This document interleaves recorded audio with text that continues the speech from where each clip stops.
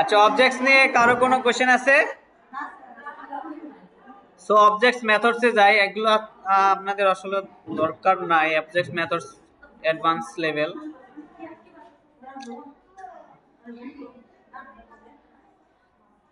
ওকে, ভালো কথা। হ্যাঁ, সুন্দর একটা কাজ পাইছি, সেটা হলো লেটস সে জি আসেন। আচ্ছা দেখেন, এখানে দেখেন ফার্স্টে অবজেক্ট মেথডস। মেথডস কি? আমি আগে বলছিলাম মেথডস। মেথডস হলো কি ফাংশন, তাই না?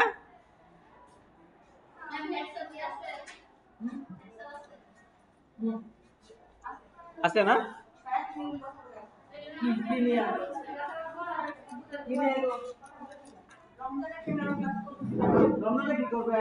ক্লাস করব, যে টাইম আছে ওই টাইমে।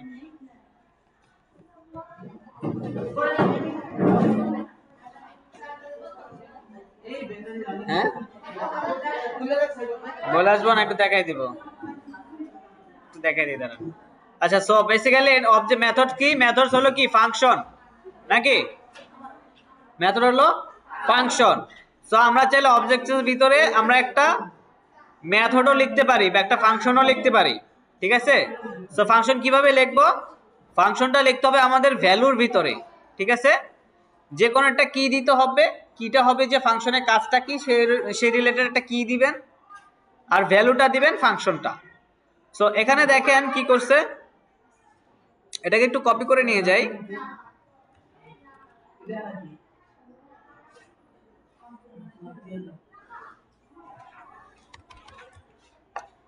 সো এটা একটা অবজেক্ট, রাইট?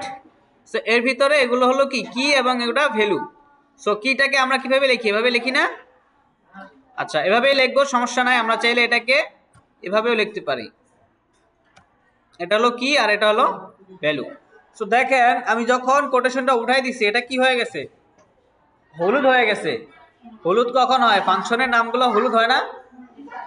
আমার এখানে হয় হলুদ, বাট আপনাদের বেস করে অন্য কালারও হইতে পারে, ঠিক আছে? এখানে হয় ডার্ক মোডে হয়তো এরকম আসবে, বা আমার যে মোডটা থিমটা দেওয়া আছে ওই থিমটা ইউজ করলে এরকম আসবে আর কি।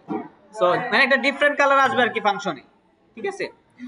সো দেখেন এখানে লিখছি আমি ফাংশন। ফাংশনে কোনো নাম লিখছি? ফাংশনে একটা নাম লিখতে হয় না? এখানে কোনো ফাংশনের নাম আছে? এটাই হলো ফাংশনের নাম, ঠিক আছে? সো আমরা যখন অবজেক্টসের ভিতরে ফাংশন লিখবো, সেক্ষেত্রে আমাদের যে কিটা থাকবে সেটা হলো ফাংশনের নাম। এরপরে আমরা জাস্ট ফাংশনটাকে ডিক্লেয়ার করব ফাংশন কিওয়ার্ড দিয়ে, ঠিক আছে? এবং সাথে দিতে হবে এই প্যারেনথেসিস দিতে হবে, এবং কার্লি ব্রেসেসের ভিতরে আমাদের একটা কাজ, যে কোনো ফাংশনের যে কাজ, সেই কাজটা করতে হবে, করে আমরা রিটার্ন করে দিব ওইটার ভ্যালুটাকে, ঠিক আছে? যেটাকে আমরা বাইরে নিতে চাই। আমরা কিন্তু এখন এই ফাংশনের ভ্যালুটা এখানে আমরা আনতে পারবো না। কিভাবে আনবো বলেন তো? আচ্ছা, এখানে কি করছে দেখেন, ফুল নেম একটা ফাংশন, তার মানে কি ফার্স্ট নেম আর লাস্ট নেম নিয়ে সে ফুল নেম ফাংশনের একটা ফুল নেম রিটার্ন করবে আর কি, ফুল নেমের ভিতরে, ঠিক আছে? সো কিভাবে করলো? ফাংশন নিল, ফাংশন দেওয়ার পর এখানেই বলছে return this dot function name, this dot first name. So this দিয়ে কি বুঝাইছে? দিস দিয়ে বুঝাইছে এই যে ভেরিয়েবলটা আছে সেই ভেরিয়েবলটা, তার মানে দিস মানে কি স্টুডেন্ট, ঠিক আছে? যেহেতু এটা অবজেক্টের ভিতরে, তাই ডাইরেক্ট আমাকে এখানে স্টুডেন্ট লেখে নাই, কারণ কি সে তো স্টুডেন্টের ভিতরে আছে, তাই না? সেই স্টুডেন্ট অবজেক্টের ভিতরে আছে, তাই আরেকবার এখানে স্টুডেন্ট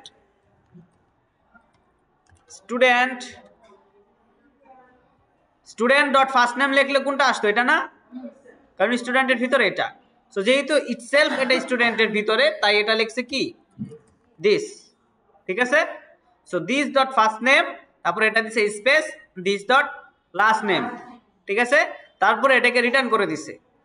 তার মানে আমরা যদি এই ফাংশনটাকে এখন অ্যাক্সেস করি, এটার ভ্যালুটা আমরা কি পাবো?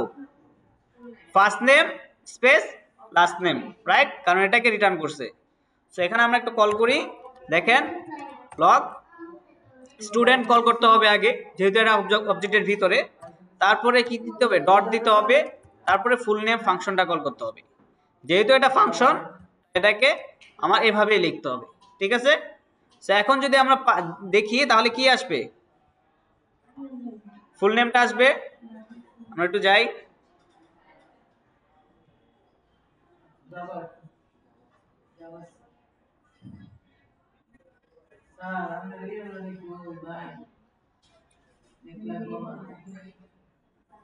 এই যে, ঠিক আছে। সো কি আসছে, মেরি স্মিথ। মেরি স্মিথটা কি ফুল নেম, ঠিক আছে। দেখেন 248 নম্বর লাইন থেকে আসছে, এই আমার স্ক্রিপ্টের 248 নম্বর লাইন, ঠিক আছে। সো মেরি স্মিথটা এখানে গেল। সো এখন এটাকে চাইলে আমরা একটা ভেরিয়েবলের ভিতরে রাখতে পারি, তাই না? জাস্ট কনসোল লক না করে আমরা যদি একটা ভেরিয়েবলের ভিতরে রাখি তাহলে কিন্তু সেই ভ্যালুটা আমরা পাচ্ছি। var ফুল নেম, এটাও দিলাম ফুল নেম, ঠিক আছে। ঠিক আছে, একই নাম দিলাম কি কারণে, যেহেতু টাইপ আলাদা একই নাম দিলে সমস্যা নাই, ঠিক আছে। এটা একটা ফাংশন আর এটা একটা ভেরিয়েবল, টাইপটা আলাদা, ডাটা টাইপটা আলাদা। আর ডাটা টাইপটা যদি সেম হয় যে আপনি এটাও ভেরিয়েবল আর দুইটা ভেরিয়েবলের নাম একই দিতে পারবেন না, ঠিক আছে। দিলে কি হবে, নিচে যেটা কল করছেন সেটাই পাবে, উপরেরটা আর পাবে না, ঠিক আছে, ভারের ক্ষেত্রে। আচ্ছা, তো এখন আমরা যদি এই ফুল নেমটাকে কনসোল লক করি সেম জিনিসটাই পাবো না। তো এখন আপনারা কি করবেন, এখানে আপনারা একটা সাম করবেন, সাম করে সে সামের রেজাল্টটা আপনারা এখানে দেখাবেন, ঠিক আছে। সো এখানে আপনার লেখা থাকবে সাম রেজাল্ট ইজ, তারপরে এই ভ্যালুটা, ঠিক আছে। এটা আপনারা প্র্যাকটিস করেন, আমি নিয়ে আসতেছি। ওকে, কোনো কোশ্চেন আছে বলেন। আচ্ছা, দিসটা হলো বেসিক্যালি এটার একটা নাম আছে, নামটা আমার ঠিক মনে নাই। দিস দিয়ে বোঝাচ্ছে যে এই ভেরিয়েবল মানে যেটা ওর প্যারেন্টটাকে বোঝায়, দিস বলতে বোঝায় ওর প্যারেন্ট, ঠিক আছে। তো এদের প্যারেন্ট কি স্টুডেন্ট না, এই স্টুডেন্টটাকে বুঝাইছি, স্টুডেন্ট ডট ফার্স্ট নেম। হ্যাঁ হ্যাঁ, ঠিক আছে। সো তখন তো আমরা অবজেক্টের ভিতরে ছিল না, তখন ডিরেক্ট ফাংশন ছিল, ঠিক আছে। কিন্তু ডিরেক্ট ফাংশনের ভিতরে ফাংশন কিন্তু আমরা কল করি নাই, এটা কিন্তু অবজেক্টের ভিতরে ফাংশন, মানে অবজেক্টের ভিতরে ফাংশনের ভিতরে এই অবজেক্টটা কল করতেছে, ঠিক আছে। ওকে, ঠিক আছে, এটা প্র্যাকটিস করেন।